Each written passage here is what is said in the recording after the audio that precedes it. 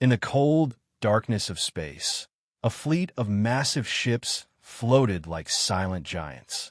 These ships were not from Earth. They belonged to a powerful alien race known as the Vraxians. Their ships were black, smooth, and shaped like sharp blades. They carried weapons strong enough to destroy planets. Inside the largest ship, the Vraxian flagship, a tall figure stood looking at a large screen. His name was High Strategist Zorik. He was the leader of the fleet. His skin was pale blue, and his eyes glowed yellow. He wore dark armor with sharp edges. He looked strong and proud. Zorik stood with his hands behind his back. He watched the small blue planet called Earth on the screen. Around him, Vraxian officers worked at their control stations. The room was quiet. No one dared to speak unless spoken to. Zorik spoke at last. His voice was cold and clear. "Report," he ordered. One of the officers, a young Vraxian named Zaner, turned in his seat. "High Strategist, our scouts have finished their study of the human planet. Their technology is weak. Their people are divided. They have no real army in space. They are not ready for war," Zaner reported. Zorik nodded slowly. He had expected this. For years, the Vraxian Council had watched Earth. They believed the humans were nothing more than a minor race. Easy to conquer. No real threat. Zorik turned to face the others. "Prepare the fleet. We strike now. This will be a lesson to the Council that Vraxian power is unmatched," he said. The officers nodded. They began working quickly. Lights on the control panels turned red. The ship's engines started to hum. The invasion had begun. Zorik walked to a large table that showed a map of the solar system. His long fingers moved over the glowing surface. "We arrive in 2 Earth days," he said. "We will demand their surrender. If they resist, we will crush them. This will be over in hours." He smiled. It was not a kind smile. It was the smile of someone who believed he had already won. Far away, on the other side of space, Earth was still spinning peacefully. The people of Earth had no idea what was coming. They were living their normal lives. Some were sleeping. Some were working. Some were looking up at the stars, dreaming of life beyond their world. They did not know that life beyond their world was already coming for them. And it was coming fast.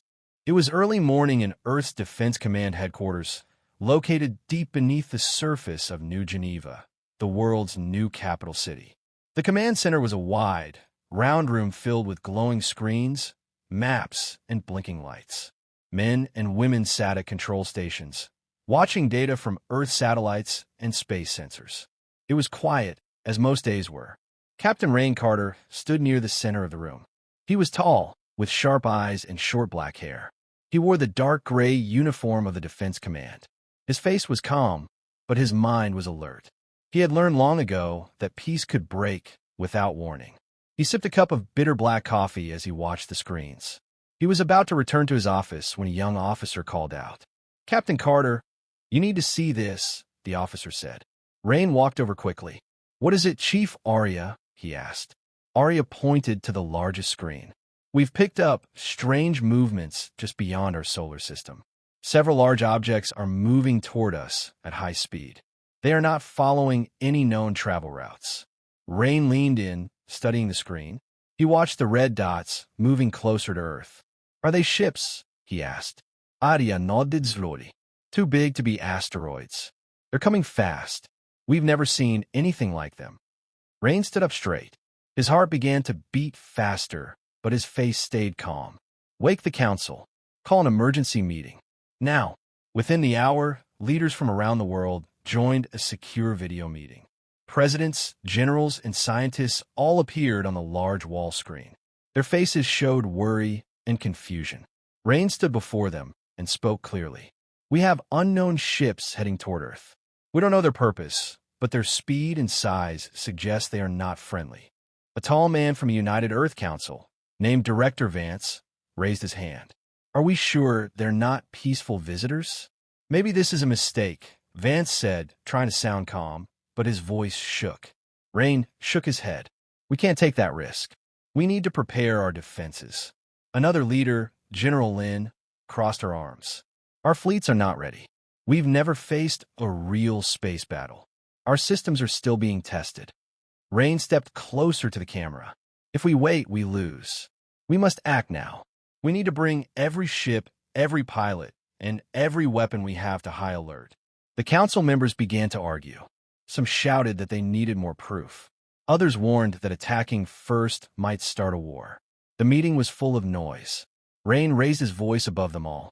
Listen to me. They're already on their way. If we do nothing, they will land on our planet without a fight. Is that the kind of leaders we are?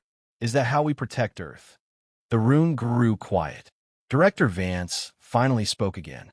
You have limited authority to prepare defenses, Captain Carter, but you will not attack unless they attack first. Do you understand? Rain nodded. It was not enough, but it was better than nothing. Understand. I won't let you down. The screens went dark as the council signed off. Rain turned back to his team. Alert all stations. Tell every commander to report to me in 1 hour. We are preparing for war, he ordered. As his team hurried to carry out his commands, Rain felt the heavy weight of what lay ahead. Earth was divided, unprepared, and afraid. But he knew they had no choice. They had to fight. They had to stand together. Far above them, the enemy fleet moved closer with every passing hour. The hours passed quickly. Earth's Defense Command was working day and night. Alarms sounded across cities and military bases. Fighter pilots rushed to their ships. Engineers checked old weapon systems. Soldiers trained in empty parking lots and open fields. But Captain Rain Carter knew the truth. Earth was not ready.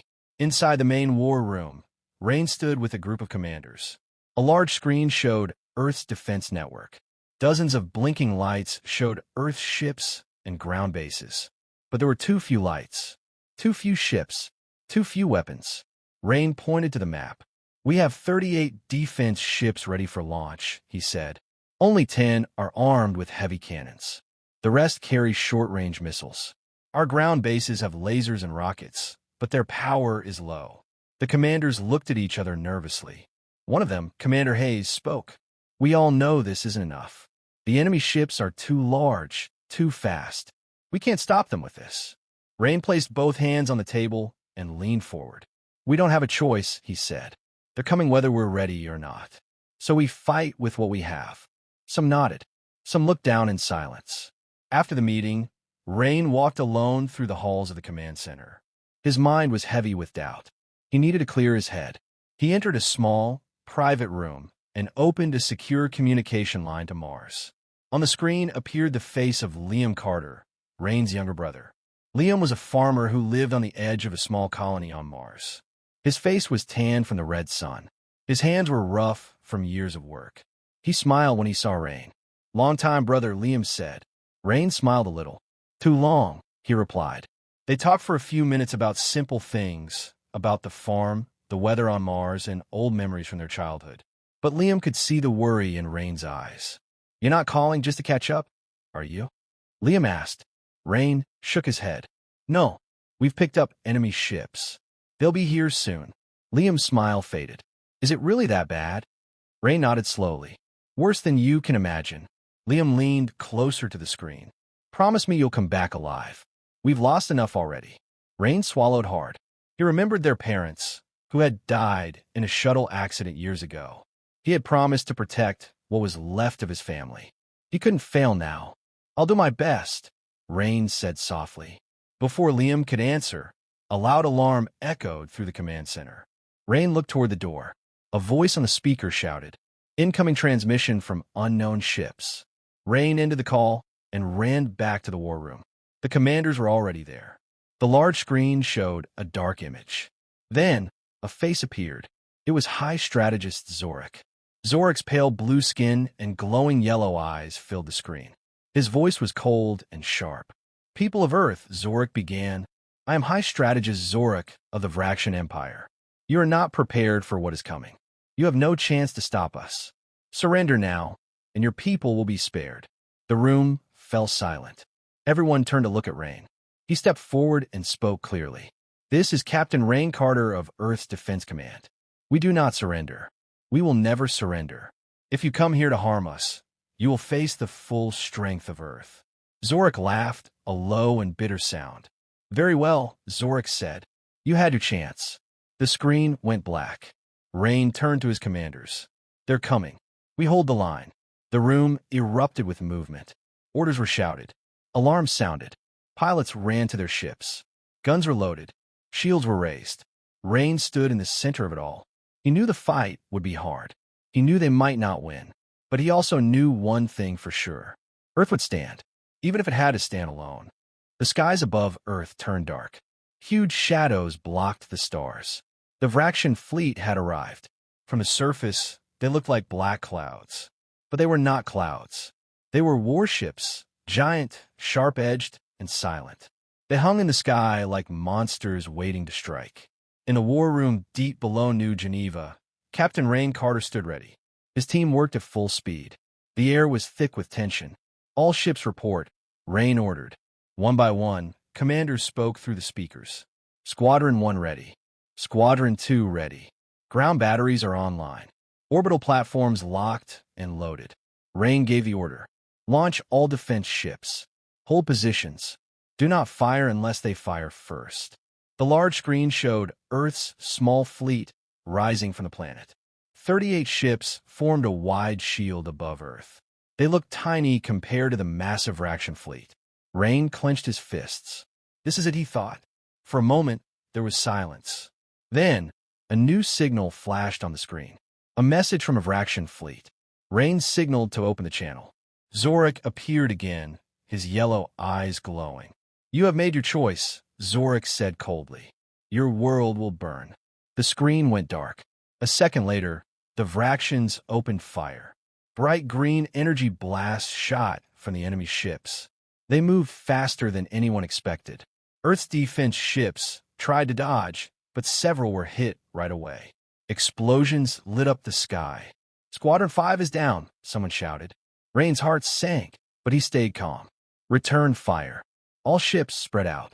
Protect the planet at all costs, he ordered. The defense fleet fired back. Missiles streaked through space. Laser cannons lit up the darkness. But the Vraxian ships were too strong. Their shields blocked most of Earth's attacks. Their weapons were faster, sharper, deadlier. Rain watched as 2 more Earth ships were destroyed.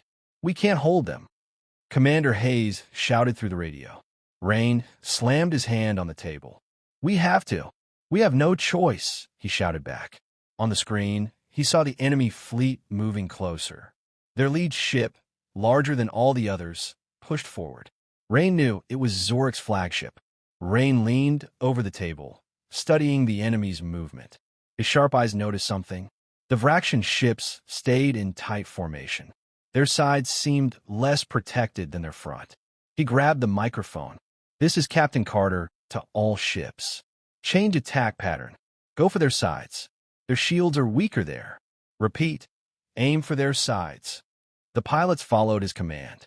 Small fighter ships broke formation and rushed toward the sides of the enemy ships.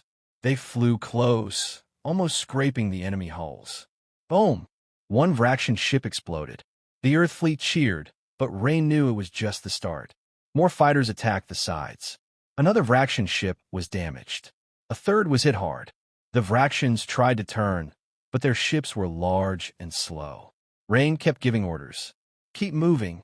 Don't stop. Hit them again. On the Vraxian flagship, Zorik watched in shock. His face twisted with anger. Fools, he shouted. Crush them. Destroy them all. But his ships kept taking hits. The humans were not as weak as he had believed. On Earth, Rain stood tall in the command center. He saw hope returning to his team. The defense fleet was fighting back. The battle was far from over, but Earth had landed its first real blow. Rain knew this was only the beginning. The enemy was stronger, but Earth had something more powerful, the will to fight. The sky burned with fire and light as the battle raged on. The battle filled the skies above Earth. Ships exploded. Fireballs lit up the darkness. Trails of smoke and debris floated in space like broken bones. In the war room, Captain Rain Carter stood with his team. His eyes never left the screen.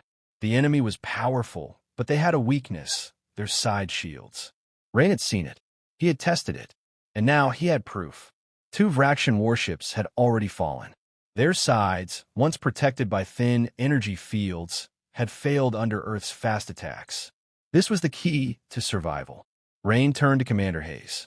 Prepare all fighter squadrons for a side strike run. All at once. Full speed, Rain ordered. Commander Hayes nodded and relayed the command. Across Earth's fleet, pilots prepared for the next move. Engines roared to life. Cockpits sealed shut. Small, fast fighter ships formed into tight groups. Rain's voice rang through their radios. This is Captain Carter. The enemy believes we are weak. Show them they are wrong. Hit them hard. Hit them fast.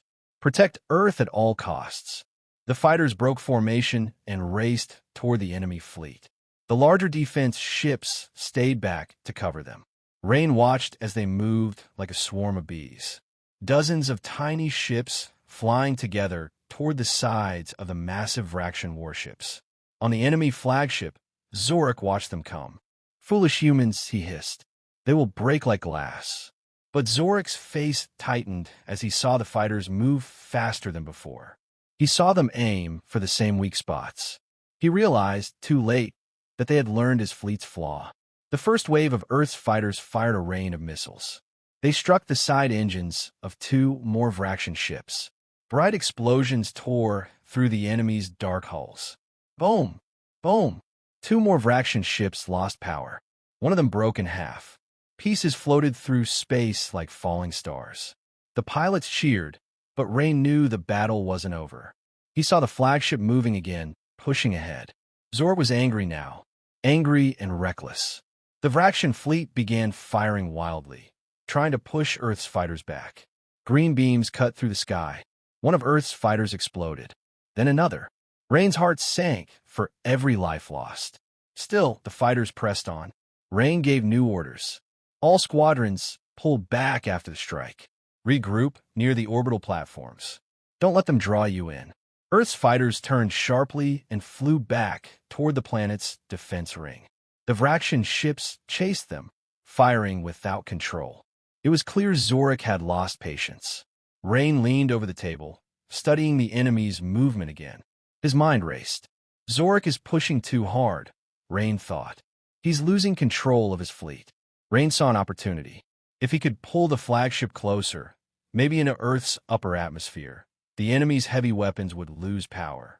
Their ships were built for space, not for close combat in a planet's gravity. Rain stood up straight and spoke to his team. We have a chance, but it's risky. Commander Hayes looked at him with tired eyes. Tell us. Rain pointed to the map. We lure their flagship into our atmosphere. Our ground cannons still have power. If we pull them low enough, we hit them with everything we've got. The team looked at each other. It was dangerous, but it was the only way. Rain sent the command to all ships. Begin the retreat. Draw them closer to Earth. Get them low enough to strike. The defense fleet slowly pulled back toward Earth's gravity. The Vraxian flagship followed, hungry for the kill. Zorik believed he had already won, but Rain had one more move to play. The battle was reaching its final stage. The skies over Earth turned red as the Vraxian flagship entered the planet's upper atmosphere. Its massive black body burned through clouds, leaving trails of fire behind. People on the ground looked up in fear. Some ran, some prayed, some held their breath. In the war room below New Geneva, Captain Rain Carter stood ready. His heart pounded in his chest. This was it, their final move. He turned to his team. Send the order. All ground batteries prepare to fire, he commanded. Commander Hayes nodded and relayed the command. Across Earth, hidden defense stations powered up. Giant cannons rose from underground bunkers. Old missile silos unlocked for the first time in years. Cities dimmed as all power was redirected to the defense grid. Rain leaned over the table, watching the enemy flagship move lower and lower. He knew Zorik believed this was his victory. But Rain had set the trap. On the Vraxian flagship, High Strategist Zorik stood at his command post. He smiled darkly as he watched Earth's defense fleet fall back. His officers cheered. They are running. They are broken, one of them said. But Zorik frowned. Something felt wrong. He narrowed his glowing yellow eyes. Why are they not fighting back? He whispered to himself. Then he saw it. The ground below began to light up. Long, bright beams of energy gathered on Earth's surface. Large cannons turned and locked onto his ship. Zorik's smile faded. Pull back. Now, he shouted. But it was too late. Rain raised his hand in the war room. His voice was steady and clear. Fire. All stations, fire. The ground lit up with power. Lasers, missiles, and plasma blasts shot into the sky all at once. Dozens of strikes hit the Vraxian flagship from below. Its heavy shields, built for deep space, failed in Earth's thick air. Boom! Boom! Boom! The ship shook violently. Fires spread across its hull. Pieces of metal tore away. Explosions ripped through its engines. Inside the ship, Zorak fell to the floor. Alarms blared around him. Smoke filled the air. His officers panicked. The ship was falling. No, this cannot be. Zorak roared as he struggled to stand. On the ground, Rain watched as the enemy flagship began to break apart. It lost control and started falling toward the ocean. All teams, pull back.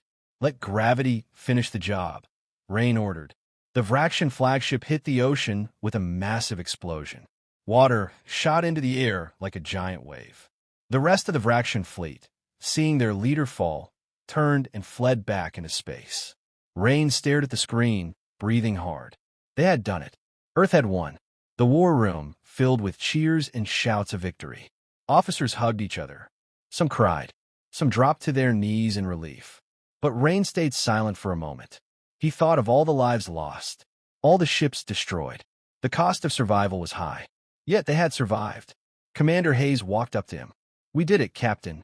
Rain nodded slowly. "No, we all did it." He knew Earth was far from safe. The Vraxians might return one day. But for now, Earth had stood its ground. Rain looked around the room at his team. "Send the message to all nations. Earth is safe for now." The skies over Earth began to clear. The enemy was gone. The battle was over. The planet had survived. But Rain knew this was only the beginning of a new future. A future where Earth would never be caught unprepared again. Sunlight broke through the clouds over New Geneva. The sky was calm again. The terrible sounds of battle had faded. The people of Earth began to step outside. They looked up, searching the sky. The massive enemy fleet was gone. But the damage was still there. Cities had lost power. Ships had fallen. Some buildings were destroyed. Across the planet, families waited to hear if their loved ones had survived. It was a day of both relief and sorrow. Deep under the city, in the war room, Captain Rain Carter stood in front of the global broadcast camera. He wore his dark gray uniform, but it was dirty and torn from the long hours of command. His face showed exhaustion, but his eyes stayed sharp. He took a deep breath. It was time to speak to the world.